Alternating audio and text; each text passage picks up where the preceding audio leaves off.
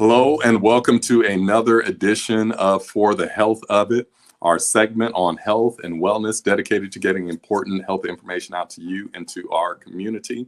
I'm Dr. Trevor Kinlock, and today our subject will be You Are What You Eat.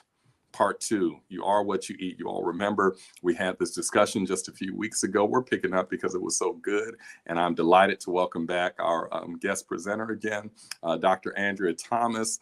Dr. Thomas, good to have you again.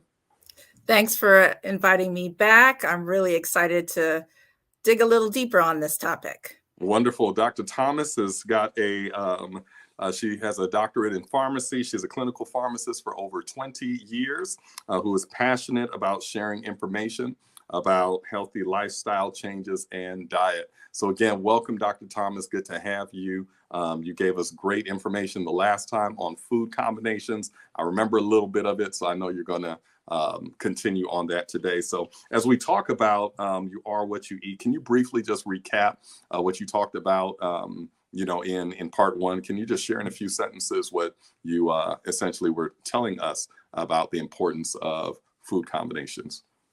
Sure, Pastor. So our title was You Are What You Eat. Oh, really? Because we've all heard the adage, you are what you eat, but even more accurate, you are what you absorb from what you eat. So even though some people may be eating healthily or feel that they are eating healthily, they may not be absorbing all the nutrients. And we talked about some of the things that go into that. For example, eating in a rushed manner. We want our bodies to be in a state of rest and relaxation to optimize absorption and assimilation of the nutrients that we take. So we talked about not being distracted, avoid feeling rushed, not eating when we're anxious or stressed, Right.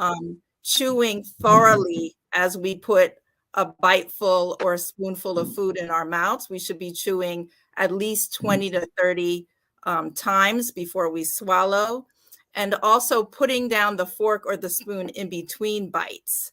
That helps us to take our time when we eat and not rush. And really, your meal time should be taking at least 20 to 30 minutes. If you're eating any faster than that, you're not doing the right things. Okay. This is very important info, Dr. Thomas. So help us. We're in the DMV, the Washington, D.C. area. And so this is a very busy, high traffic area where you got a lot of commuters. Now, I've got to confess, Doctor, I'm guilty of in the morning times, I'm rushing, trying to get the girls together, get a bowl of oatmeal, get some things, rush in the car and off to, get them where they have to be. And I'm rushing and also eating in the car. So can you help people like me, who find themselves kind of in those quick routines, and how can they still do, eating and digestion properly? I think the best thing is to try to plan. Try to plan ahead. If you're a person who likes to snack or munch, having healthy things within reach, or planning things in advance, packing things a couple days in advance in the refrigerator. Because there's some issues when you don't combine foods properly. Okay. So eating on the run, there's a better way to do it if you are planning and you have the right things that you're taking with you. Is that what you're saying? Absolutely. Okay. All right. Thank you. I kind of threw that one in there just based off of what you said. But can you talk to us? What are some key principles of food combining? Well, what people often don't realize is that digestion is a complex process with many steps. And actually, our bodies use over 50% of our energy just to digest a meal. So if you think about all the other things your body does, your heart beats, the blood is going through your veins, you're breathing, you're walking, you're thinking. Just to digest a meal, half of that energy is going towards that function alone. So when we don't combine foods in an optimal manner, it actually causes our digestive system to have to work even harder. And our bodies like to do things in a systematic fashion. For example, when we eat, depending on what we eat, our body releases enzymes in a specific time interval depending on what we eat, if it's more acidic, if it's basic, if it's a combination of foods. And if we eat something acidic and then something basic, that creates havoc. And then the body is confused and it's not digesting optimally. Also, our bodies like to take on the hardest or more difficult food and digest that first. So while it's working on that, the other foods sit in the stomach and ferment, which can lead to gas and indigestion. Okay. So a lot of that, the uncomfortable feeling that we're feeling late at night or whatever, has to do with our digestion and what we're eating and how we're eating. How we're eating and the timing of what we're eating as well. So Okay. optimally, we want to space foods, our meals out at least 4 to 5 hours apart. And we touched on some of the combinations in the previous presentation. For example, not drinking when we eat. It's best to drink an hour and a half to 2 hours after a meal, because drinking dilutes the digestive juices. So therefore, it prevents optimal digestion. The other thing we talked about was avoiding veggies and fruits in the same meal. That's a combination that does not work well together. Okay. Okay. Now, Dr. Thomas, we're in a nation that is addicted to pills and to drugs. And if we can just get stuff, it just helps us feel better. So this is kind of like the Pepto-Bismol, Tums, era where, if my stomach isn't feeling right after I eat, I just, throw some Tums in the mouth and that's the way to do it. But you're saying that if we just change the way that we eat, and how we eat, that would we would not have to depend on a lot of those over-the-counter drugs. Correct. So the body is telling you by the bloating, the gas, the belching, the excessive fatigue after you eat. You should be asking yourself why. That's the message or the signal that the body's trying to tell you something's off, and you should be asking yourself why. And a lot of that can be alleviated or prevented if we think and make conscious choices about how we eat and the combinations of what we eat. That's great. All right. Thank you for kind of alerting us to that. Is those feelings that we're going through are not normal, but those are signs that something is wrong and that we've got to change up how we're eating and what some of our habits are. We've got to break some of those. What are some of the ramifications of poor food combinations? So as I mentioned, your body has to work harder. There's fermentation from the bad combinations.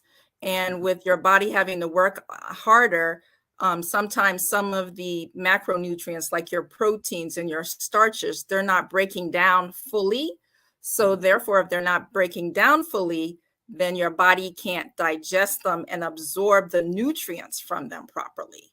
So you can also have symptoms, as we mentioned, the gas, the bloating, the fatigue, constipation or diarrhea, depending on what else is going on in the body. So those are some of the you may not be able to sleep well.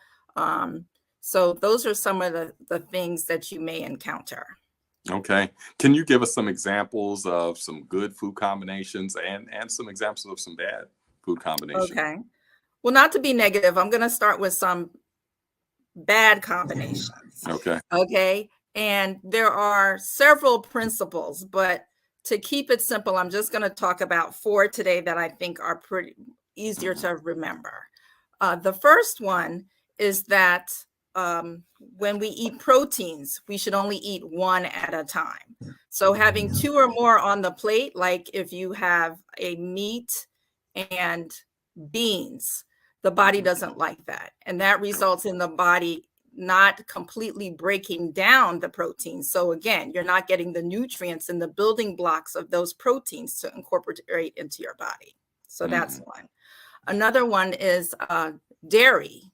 Dairy does not combine well with most foods. So drinking that milkshake with your meal, cheese with a meal, that tends not to sit well with the digestive system. So that's one that we should avoid.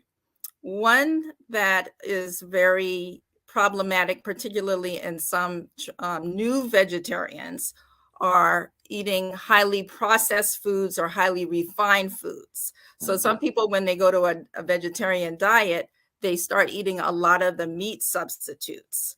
And Mhm. actually, the body doesn't like that, because the body is like, wait a minute, is this acidic? Is this basic? What is it? Is it a fruit? Is it a vegetable? Our bodies are smart, but they're Mhm. kind of like, this is something I don't recognize. So it's hard for the body to figure out what to do with it and how to break that down. And it takes a lot of extra energy to break that down. So Mhm. that's another thing to keep in mind. Um, Also, starches and proteins tend to combine poorly. And then your proteins and your heavy fatty meals tend to combine poorly. So Mhm.